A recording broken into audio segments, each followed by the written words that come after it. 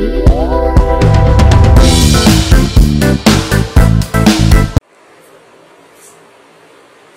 and welcome my dear students. Again I am here and I am going to explain another new topic that is related to bearing.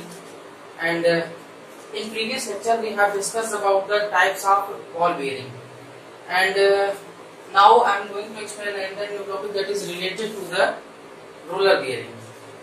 तो देखते हैं अपना ये नया topic है वो किस तरीके से इसके जो टाइप्स हैं वो हम एक्सप्लेन करेंगे, ठीक है।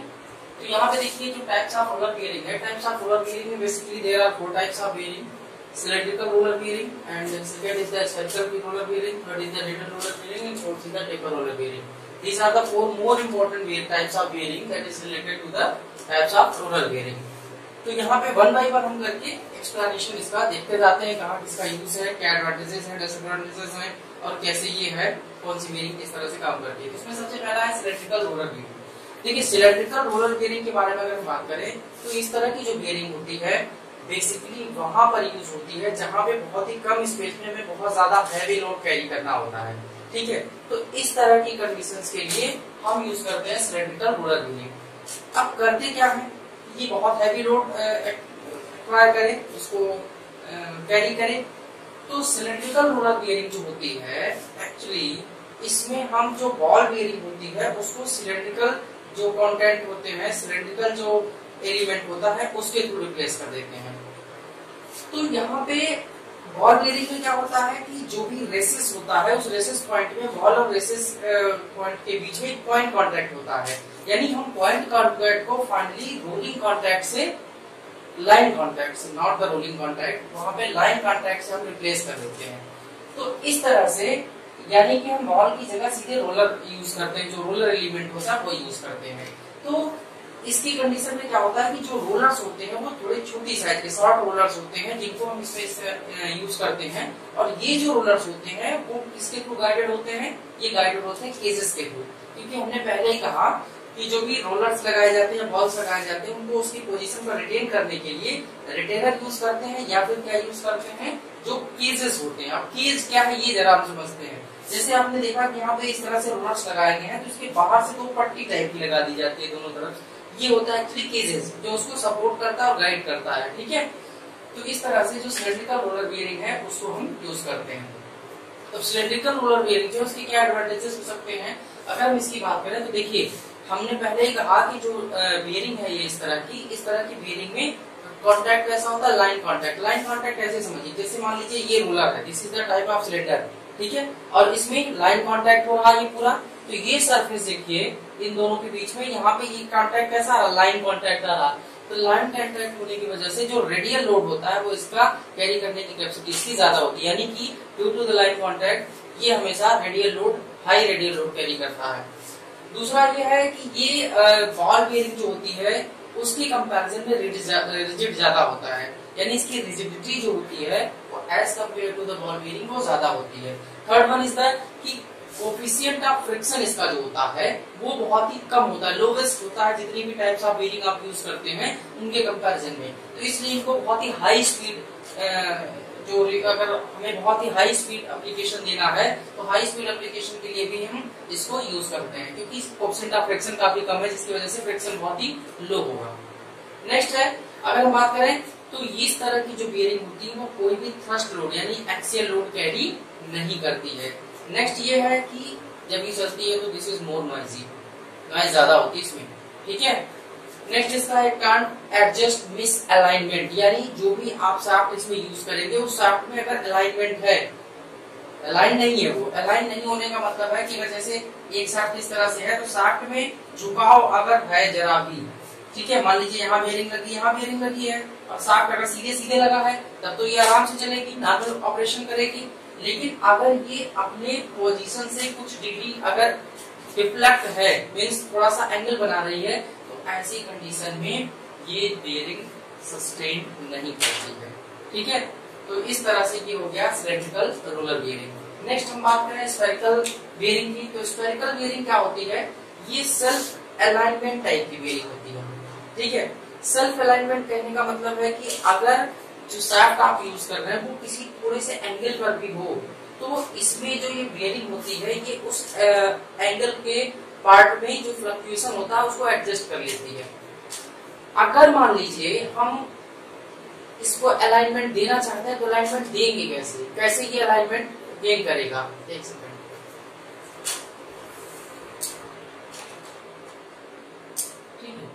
अलाइनमेंट गेन करने के लिए मेन चीज क्या होती है कि जो इसका पोर्शन होता है इसको हम लोग स्फेरिकली ग्राउंड कर देते हैं। ग्राउंड करने का मतलब ये कि यहाँ पोर्शन, यहाँ नीचे का पोर्शन जो है स्फीयर टाइप का बना दिया जाता है, जिसकी वजह से जो शाफ्ट इसमें हम यूज करते हैं उसको ये आसानी से इसके जो अगर वो अलाइन नहीं है तो उसके मिस अलाइनमेंट को आसानी से एडजस्ट कर लेता है। और ये मिस अलाइनमेंट जो होता है वो लगभग प्लस माइनस 1.5 डिग्री तक होता है, 1.5 डिग्री तक। और प्लस माइनस इसलिए इसका मतलब अगर ये शाफ्ट है, दिस इज अलाइन शाफ्ट, सीधा सीधा है, तो ऊपर भी चाहे फ्लक्चुएट कर रहा हो या नीचे फ्लक्चुएट कर रहा हो तो 1 से 1.5 डिग्री ऊपर या नीचे ये फ्लक्चुएट आसानी से कर लेता है, तो इसको ये एडजस्ट कर लेता है। ठीक है, और इस तरह का की जो बेयरिंग होती है ये आपका थ्रस्ट लोड कैरी करने के लिए यूज करते हैं, वो चाहे किसी भी डायरेक्शन में थ्रस्ट लोड कैरी करना हो तो ये जो आपकी स्फेरिकल बेयरिंग होती है वो इसमें यूज होती है। नेक्स्ट अब आपकी है needle roller bearing. Needle roller bearing के बारे में बात करें अगर हम, तो कैसे हम पहचानेंगे, कैसे कैरेक्टराइज करेंगे कि this is a needle roller bearing. देखिए यहाँ पे इसकी जो लेंथ होती है नीडल रोलर बेयरिंग में अगर आप देखेंगे तो जो भी रोलिंग एलिमेंट लगाया जाता है वो इस तरह से होता है, उसकी लेंथ बहुत ज्यादा होती है और डायमीटर जो होता है बहुत ही छोटा पतला होता है, पतले पतले जैसे सुई होती है बिल्कुल वैसे ही समझिए। देखिए उसका डायमीटर बहुत कम होता है लेकिन उसकी लेंथ ज्यादा होती है। तो इस तरह की जो बेयरिंग होती है उसको हम बोलते हैं क्विल बेयरिंग। इसका दूसरा नाम हम क्या देते हैं, क्विल बेयरिंग। और इसमें L/D यानी लेंथ बाई उसके डायमीटर का जो रेशियो होता है वो ग्रेटर देन 4 होता है। ठीक है, तो ये जो बेयरिंग होती है actually this type of bearing ये हम देखेंगे तो एक्चुअली वहां पे यूज होती है जहां पे इसका रेडियल स्पेस जो होता है वो काफी कम होता है। ठीक, दूसरी एक बहुत इंपॉर्टेंट बात ये है कि ये जो आपकी रोलिंग एलिमेंट जो यूज कर रहे हैं ये इनर रेस और आउटर रेस के बीच में इस तरह से सेट होती है कि पूरे स्पेस का यानी जो गैप होता है उसमें वो पूरा का पूरा भर जाता है। इसलिए इसमें हम जो केजिंग होती है वो मोस्टली यूज नहीं करते हैं, हालांकि करी जा सकती है केजिंग यूज, लेकिन for most of the cases जो केजिंग होती है वो इसमें यूज नहीं करी जाती है। ये क्वेश्चन बहुत बार पूछता है कि कौन सी ऐसी बेयरिंग होती है जिसमें हम केजिंग यूज नहीं करते हैं, तो केजिंग नहीं यूज करने वाली बेयरिंग में आपकी नीडल रोलर बेयरिंग ही आती है। ठीक है, अब एक बहुत इंपॉर्टेंट चीज ये है इसमें कि नीडल रोलर बेयरिंग जो होती है एक्चुअली देखें तो जो स्लीव बेयरिंग होती है इसका एक कंप्लीट रिप्लेसमेंट होती है। उसका कारण क्या है, ये जो इसका पूरा का पूरा सेक्शन है इसका जो आउटर डायमीटर है यानी कि यहाँ से लेकर के यहाँ तक का जो डायमीटर है ये काफी कम होता है। ठीक है, कम होता है इसका मतलब ये स्पेस भी कम लेती होगी यानी बेयरिंग एक कॉम्पैक्ट बेयरिंग हो जाएगी। तो ये स्पेस कम लेने की वजह से ये जो है स्लीव बेयरिंग जो होती है उसका एक कंप्लीट रिप्लेसमेंट है। यानी अगर स्लीव बेयरिंग के बजाय आप नीडल बेयरिंग को यूज करना चाहें तो उसके प्लेस पे आप इसको यूज कर सकते हैं। ठीक है, और बिना किसी डिजाइन चेंज के आप इसको आसानी से यूज कर सकते हैं। तो इस तरह से ये जो है उसमें उसका रिप्लेसमेंट हो जाती है। दूसरी बात हमने आपसे कही ये कॉम्पैक्ट होती है, मतलब स्पेस कम लेती, डायमीटर कम होता है, इसलिए ये कॉम्पैक्ट होती है और लाइट वेटेड होती है। ठीक है, नेक्स्ट ये है कि जो लोड कैरी करने की इसकी कैपेसिटी होती है वो काफी हाई होती है। तो हाई लोड कैरिंग कैपेसिटी के लिए अगर आपको इसको यूज करना है तो आप इसको आसानी से यूज कर सकते हैं और ये भी जो है वो काफी स्पीड पे यूज होती है। लेकिन इस तरह की जो बेयरिंग होती है उसके सबसे ज्यादा एप्लीकेशन कहाँ पे होता है, उसका सबसे ज्यादा एप्लीकेशन ऐसी जगह पे होता है कि जहां मोशन ऑसिलेटरी हो, मींस इस तरह से रेसिप्रोकेटिंग वाली मोशन हो और वो फ्लक्चुएट कर रही हो। ऑसिलेटरी का मतलब है जैसे वाइब्रेटरी मोशन होती है एक तरीके से वो ऑसिलेशंस है। ठीक है, तो ऑसिलेटरी मोशन जहां पे लोड फ्लक्चुएट कर रहा हो या इंटरमिटेंट लोडिंग हो रही हो, इंटरमिटेंट का मतलब रह के लोड लग रहा हो या फिर रह के न लग रहा हो, तो ऐसा लोड सबसे ज्यादा कहां लगता है जब सिलेंडर और पिस्टन का अरेंजमेंट होता है। ठीक है, तो इसलिए ये जो आपके नीडल रोलर बेयरिंग होती है वो सबसे ज्यादा यूज करी जाती है पिस्टन पिन बेयरिंग के लिए। इसके अलावा आप इसको रॉकर आर्म के लिए यूज कर सकते हैं, यूनिवर्सल जॉइंट के लिए यूज कर सकते हैं। यूनिवर्सल जॉइंट क्या होता है कि जो आपने देखा होगा कि जो ऑटोमोबाइल्स होती है, ट्रकेज या ट्रक्स या बस वगैरह होती है, उनमें नीचे इस तरह से एक शाफ्ट होता है जो गियर बॉक्स से कनेक्ट होकर के डिफरेंशियल से कनेक्ट होता है, वो किसी एक एंगल पे होता है, तो उसमें रह करके तेज चलेगा, रह के धीरे चलेगा, तो रोटेशनल मोशन कंटिन्यूअस हो रही हो लेकिन लोड अगर फ्लक्चुएट कर रहा हो तो ऐसी कंडीशंस के लिए भी आपकी जो नीडल रोलर बियरिंग होती है उसको हम प्रेफर करते हैं। ठीक है, अब नेक्स्ट आता है आपका taper roller bearing. Taper roller bearing क्या होता है कि इस तरह की बियरिंग में जो रोलिंग एलिमेंट हम लोग यूज करते हैं वो फ्रस्टम कोन टाइप का होता है या ट्रंकेटेड कोन टाइप का होता है। ये बात जरा समझ लें तो फ्रस्टम कोन या ट्रंकेटेड कोन क्या है। जैसे हम देखते हैं कि कोन है ये, this is a type of cone, ठीक है। अब इसका जो पोर्शन है अगर यहां से कट कर दिया जाए इस तरह से, तो ये जो होता है इसको हम बोलते हैं फ्रस्टम कोन या फिर ट्रंकेटेड कोन। तो इस तरह का एलिमेंट जो होता है वो इसमें यूज किया जाता है, इस तरह की बियरिंग में। अब इस तरह की बियरिंग की सबसे खास बात क्या होती है कि जब आप इसकी रोज लगाएंगे, रोज लगाने का मतलब है कि 1 2 3 4 इस तरह की एलिमेंट आप उसके पूरे सिस्टम में ऐसे लगाते जाएंगे बियरिंग में अगर, तो ऐसी कंडीशन के लिए इनकी जो इंडिविजुअल एक्सिस है, ठीक है, आप ये देख रहे हैं कि मान लीजिए इस तरह से ट्रंकेटेड कोन टाइप के इसके एलिमेंट हमने इसमें लगा दिए हैं इसके आउटर और इनर रेश में, तो इस तरह के सिस्टम में इनकी जो इंडिविजुअल एक्सिस है वो बियरिंग की जो मेन एक्सिस है, मान लीजिए ये बियरिंग की मेन एक्सिस है, तो बियरिंग की मेन एक्सिस के किसी कॉमन पॉइंट पे अपेक्स पॉइंट पे आकर, यानी जो पॉइंट मिलता है वो अपेक्स होता है, अपेक्स पॉइंट, उस कॉमन पॉइंट पे आकर के ये सारे के सारे जितनी इंडिविजुअल एक्सिस है वो उन पे मीट करेंगे। और काइनेमेटिकली ये बहुत ही जरूरी है कि अगर दो कोन एक दूसरे के साथ रिलेटिव मोशन करेंगे तो उनके बीच में जो उनकी एक्सिसेस होती है वो किसी एक पॉइंट पे कट करती है। जैसे आपने गियर में देखा था, जैसे आपने क्या किया, देखिए ये आपका मान लीजिए गियर का सेक्शन है, ठीक है, दो गियर एक दूसरे के साथ इस तरह से अगर मीट करें तो इनकी एक्सिस यहाँ, इनकी एक्सिस यहाँ, ये किसी एक कॉमन पॉइंट पे कट कर रही है। तो सिमिलर कंडीशन में जो इनके रोज लगाए जाते हैं वो इस तरह से ही लगाए जाते हैं कि इनकी इंडिविजुअल एक्सिस बियरिंग एक्सिस के किसी एक अपेक्स पॉइंट पे जाकर के कट करें, कॉमन पॉइंट पे जाकर के सारी की सारी मिलती मीट करती हैं, ठीक है।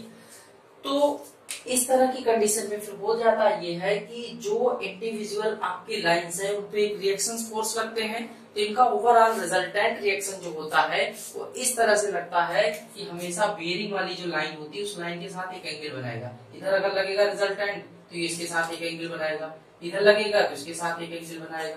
तो जब ये कंपोनेंट जो रिजल्टेंट का होगा ये रिजॉल्व होगा तो हमेशा दो कंपोनेंट रिजॉल्व करेगा, एक इसके रेडियल डायरेक्शन में, एक इसके एक्सियल डायरेक्शन में। तो अगर ये एक्सिस ऑफ रोटेशन ये है तो इसका एक्सियल कंपोनेंट हो जाएगा, रेडियल डायरेक्शन ये है तो ये इसका रेडियल कंपोनेंट हो जाएगा। अब रेडियल एक्सिस जरा समझ लीजिए, जैसे ये बियरिंग है और इस तरह से इसकी एक्सिस ये रोटेट कर रही है, ऐसे रोटेट कर रही है, तो इधर जो बोर्ड के अंदर साइड में एक कंपोनेंट होगा वो इसका एक्सियल कंपोनेंट होगा और जो अलोंग द रेडियस होगा वो रेडियल कंपोनेंट हो जाएगा। तो इस वजह से इस बियरिंग के अंदर ये क्षमता होती है कि ये रेडियल लोड और एक्सियल लोड दोनों को ही कैरी करती है, यानी दोनों लोड आसानी से इसमें कैरी किए जा सकते हैं, ठीक है। अब दूसरी बात ये जरा समझिए कि जब ये प्योर रेडियल लोड कंसीडर करता है, यानी इसके ऊपर प्योर रेडियल लोडिंग होती है, तो इसके साथ साथ इसमें एक्सियल लोडिंग भी इंड्यूस हो जाती है। और अगर एक्सियल इंड्यूस हो रही है तो जाहिर सी बात है कि वो एक्सियल कंपोनेंट हमेशा बना रहेगा, कुछ ना कुछ इफेक्ट उसके अंदर जनरेट करेगा। इसलिए इनको क्या किया जाता है, हमेशा पेयर में यूज किया जाता है। पेयर में यूज करने का फायदा ये होता है कि अगर रेडियल लोडिंग हो रही तो एक एक्सियल कंपोनेंट एक साइड का बचेगा और दूसरा अपोजिट डायरेक्शन में, क्योंकि जो भी मोशन होगी वो इन दोनों के बीच में रिलेटिव मोशन आपस में अपोजिट साइड में होगी, तो दूसरा कंपोनेंट दूसरे डायरेक्शन में होगा। तो इस तरह से दोनों एक्चुअल कंपोनेंट एक दूसरे को न्यूट्रलाइज कर देते हैं, तो जो थ्रस्ट जनरेट होती है वो खत्म हो जाती है, ठीक है। तो इस तरह से ये जो आपका टेपर रोलर होता है, इस टेपर रोलर में हम रेडियल और एक्सियल दोनों ही कंपोनेंट एक्चुअली ये कैरी करता है, दोनों ही लोड कैरी करता है, ठीक है। दूसरी बात ये है कि ये आसानी से डीअसेंबल हो जाता है, ठीक है, यानी इसमें दो पोर्शन होते हैं, ऊपर का पोर्शन कप होता है, नीचे का पोर्शन जो होता है इसको हम कोन बोलते हैं। तो कप एंड कोन में हम कप वाला जो पोर्शन होता है उसको आसानी से डिसेंबल कर देते हैं, और डिसेंबल होने में ये अपने साथ कोन और केज, ठीक है, इन दोनों को भी साथ साथ इंक्लूड करता है। यानी जब भी ये पूरा ऊपर हटेगा जो कप वाला पोर्शन है तो अपने साथ केजेस और जो कोन होते हैं उनको भी अपने साथ ये इन्वॉल्व कर लेता है, उनके साथ निकलता है, तो आसानी से इसको हम डिसेंबल कर सकते हैं। ठीक, इस तरह की जो बेयरिंग है एक्चुअली आप देख रहे हैं कि रेडियल और एक्सियल लोड दोनों कैरी करता है, ये बहुत ही रिजिड बेयरिंग होती है। ठीक है, as compare to ball bearing. It can be easily assemble and disassemble, ये भी इसकी एक प्रॉपर्टी है, आसानी से आप इसको असेंबल डीअसेंबल कर सकते हैं।